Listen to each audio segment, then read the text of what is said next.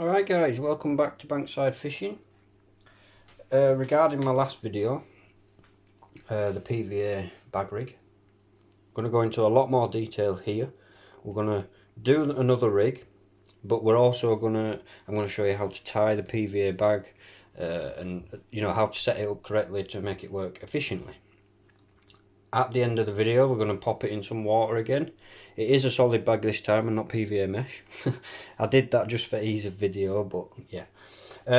And we're also going to talk in a lot more detail as to why we sort of use solid bags and why we would favour them over other rigs in certain situations. So everything you need is going to be here. Except the PVA bag stuff. I will show you that once we get to tying it. Another thing, apologies about the shadows because the lighting in this room sucks. So there's going to be a lot of cuts in this video because if you've watched my last one, you'll notice that when I'm trying to tie stuff, I'm working like the camera is directly here, it's right in front of me, so it's very hard for me to see, and like tie little tiny hair rigs, it's a nightmare. So I'm going to do cuts here and there, but I've already pre-tied what I think is going to be the difficult part of doing it on camera, which is obviously it's the same rig as last time. This time we're using a pop-up instead of a wafter. So the important part of this is, to me, is this. Okay, it's your hook link material. This is the Fox Reflex, £15 as you can see. But the most important thing is that word there, soft.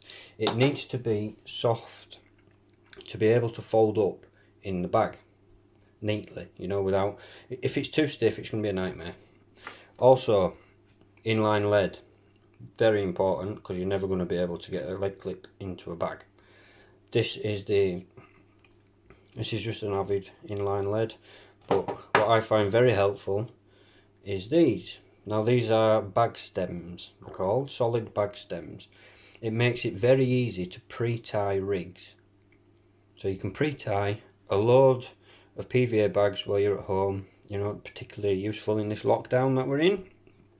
But pre-tie them all ready for your next session. All you do is you attach your rig to the bottom, obviously. Slide that into your lead. This wire at the top, you push on your main line, you do a loop, and then it's just a loop-to-loop connection. Job done.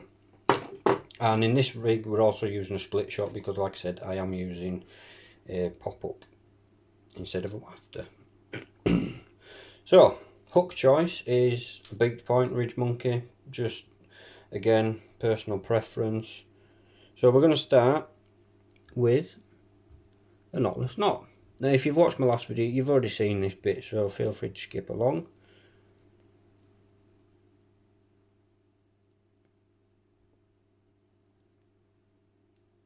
Very, very awkward working around this camera. Like now I'm trying to put it through the eye and I just cannot see, so I'm going to have to do it off camera. Like I say, if there is a lot of cuts, that's why. It's just because I'm having difficulty working around the camera. But I'll try not to miss anything important out. Now you can put like a liner or a kicker on there, as long as it's not massive, just to aid the hooking. I'm not going to bother in this video. Sometimes I do, sometimes I don't. It's just, again, it's up to you. So we're going to measure it out. I'm not going to measure it in the video, but I suggest my rigs for PVA bag fishing are usually 4 inches. So I'm just going to do it here, just for the sake of the video. I'm not going to measure it out.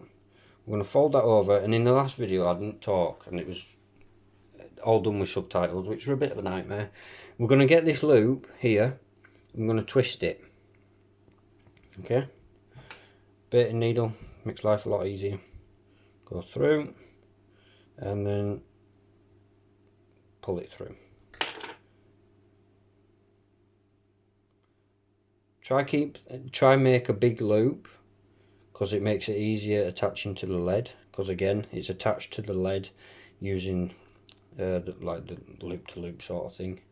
Cut off the tag end. I'll do that now. I'm going to cut the video here and back in a sec.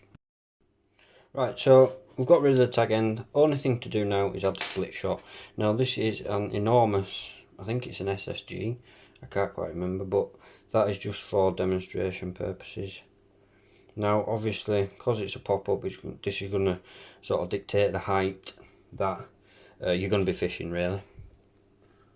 So I've just done mine there. Again, it's a ridiculous size SSG, but it's just for the video to make sure you can see it. So next is we're going to move on. No, we're not, because we need to attach this to the lead. So big loop through the swivel at the bottom. Can't even do this on camera. It's a nightmare. I need to invest in a new camera and tripod. So it's just a case of looping it on. So you pass the loop through the swivel and then pass the hook through the loop, if that makes sense. Pull down, rig attached. Right, I'm going to get the PVA bag stuff ready. We'll talk a little bit about that and then we'll tie a bag up. Right guys, so quick change in camera angles. The PVA bag system that I use is, as you can see, the Fox Rapide. This is actually not Fox Rapide. This one here, this yellow colour, is actually the Avid ones, and these are also the Avid bags, I think. I can't remember. Yeah, I've run out of the Fox, but I tend to use them quite a lot with the fast melt and the slow melt ones. Right, PVA bag mix. Ignore the Nash Citrus pop-ups. I forgot to take them out from the last session. So, the light coloured pellets are plain Screttin pellets. They are 2mm in size, perfect for a bag mix. But as you'll see, there's actually some bigger black pellets in there, and they're halibut pellets, and they're 4mm. Now, personally, I wouldn't use the bigger size, just because it's hard to get the bag compact, and it puts air in the bag, and it just becomes a bit of a nightmare. So I would stick to the 2mm, but again, if you want to bump it up to the 4s as well and do a mix like I have, feel free to do it. It just means that it's a bit harder to get the bag compact. So we're going to tie the rig. Before we tie the rig, I just want to mention that all my PVA stuff I keep in its own bucket. So I forget what this is called. I think it's the Fox, I think it's called a modular box or something like that. It's just an insert, you know. My bags go in there, all my PVA string, PVA mesh, baiting needles, tape, everything. Goes, and then bag mixture in the bottom. So yeah, it just makes it easy. I know where everything is, and it's much easier to find if I want to switch to bags. So tying the bag using the collar and things, it's so much easier. It's just a lick and stick situation and it's done. If you don't use the collar, you have to get PVA string or PVA tape. You've got to twist the bag, tie the tape around, and by the time you've done that, the bag's normally unfolded on itself, and it's just a nightmare. This, to me, is brilliant. I'm going to zoom out a bit just to sort of make it easier, because I don't know if I'm going to be able to do this working around the camera. So you just a small layer at the bottom, then we're going to add the rig, and if you can, you see how the hook bait is there. You want to try, just use the lead and bang it down so it's pretty much at the bottom, or it's not visible, sort of thing. So I'm going to do that off camera because I'm not going to be able to do that here. So next, fill it up a bit more. Pellets going everywhere. Pop the lead in and just work the lead down.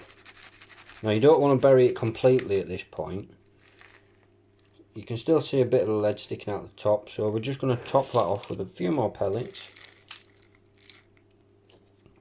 Right, so that bag is a little too full for me, but I'm going to continue anyway. Normally I will try and stop halfway because you need to twist this and lick and stick, and that's what we're going to do now. So knock it all down, hold the bag and twist the loader, okay, like so. Tip it up because some pellets normally pop out.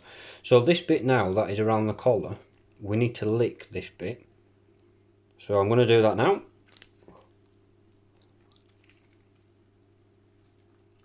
Now we've licked it, it's a case of sliding it down and squeezing. Just squeeze. Keep squeezing for, I don't know, 5 seconds.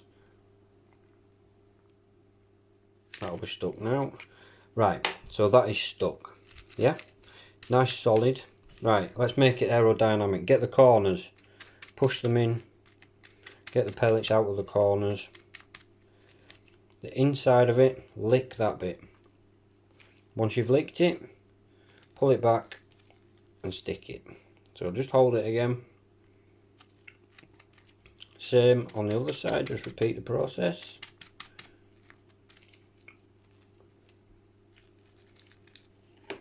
And stick it again.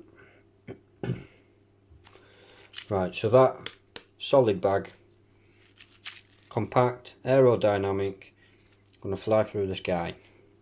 Right, let's get a bucket of water, move on to the next bit. Alright, so this is the part of the video where we're going to do the demonstration of the bag, but we're also going to go into quite a bit of detail about why we favour solid bags over other methods. So let's drop this bag in. It won't take long to melt. So, solid bags, why do we use them? Number one, rigs cannot tangle if placed in the bag correctly. Okay, the hook point is masked, which means no debris, no leaf matter, maybe caught on a twig that's on the lake. Trust it to burst that way. So yeah, the hook point is masked. Another reason is if you're not sure what the bottom of the lake is like, for example, leaf matter, silty, you know, twigs, whatever, it's a good, because it can present itself fairly well over any sort of lake bottom. The only thing I wouldn't use it in is thick weed. I'd be happy using it in light weed because it, like I say, it does present itself quite well. Yeah, so it's versatile in many situations. It's a small parcel of food, as you can see there. It's a very small parcel of food, which is, come on, for a carp that's normally like what, a mouthful, and by the time they know what's happened, the hook bait has already made contact with it, so it's too late and your alarm is normally screaming off. Liquids to boost up flavour. Now there's many liquids on the market.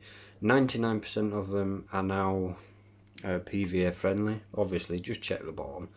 As you saw in my bucket, I use goose, but I don't actually add additives to my bags. What I do is I will use this hemp oil, and I will not inject it into the bag. I'll actually get the bag and dip it into the bottle of hemp oil.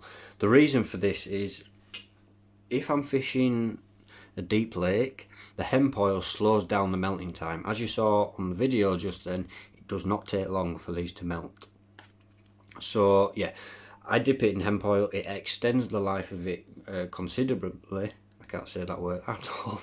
It extends the life of it and slows down the melting process, which it's good because if you're fishing a deep lake, you chuck a PVA bag out, before your baits hit the bottom, before the bags hit the bottom, the bag's already burst, the bait's been scattered everywhere. Your hook bait is nowhere near this parcel of bait because it's scattered, it's just gone everywhere.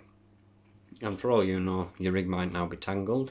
So yeah, dip it in hemp oil if you're fishing a deep lake. It extends the melting time quite a lot. It can be used with bottom baits, which is used quite a lot. Wafters, pop-ups, artificials, like your fake corn, or personal favourite of mine, fake casters, which I'll show that in another video. It's actually, I presume a lot of you actually watch Terry Hearn and you'll know exactly what I'm talking about by saying the fake casters. Yeah, casting. Now, these are actually very aerodynamic, so if you want to punch a bag to the horizon, you can, but you can also swing it off your rod tip to, maybe a deep hole that you're fishing 2 rod lengths out. It's very easy to cast these out, and like I said earlier, they can be pre-tied at home. if you use these bag stems. There's many, you know, I'm sure there's many different brands of bag stems. Avid is just the one that I tend to use. So yeah, as you can see, the hook is sat nicely in that parcel of bait. The hook bait is not... The reason for the swan shot, or the SSG, whatever it was, the enormous one, is because if you didn't put that on there, obviously this is a pop-up, so it just pop up to the top of the water. So, or the length of your hook link, which roughly is about 4 inches. So yeah, as you can see, the hook link is actually looped there. That wouldn't happen on the lake bed, simply because this is a very small bucket. It's struggling to see. But yeah, that is solid PVA bag fishing. Next video is going to be on PVA mesh. It's not going to be as long as this, because PVA mesh is pretty simple, pretty straightforward, very easy to use, very versatile. So stick around for that. Tight lines. I hope you're all staying safe in this strange time of the world with the COVID-19 and stuff. Stay safe, stay locked down, and we'll be back on the bank very soon.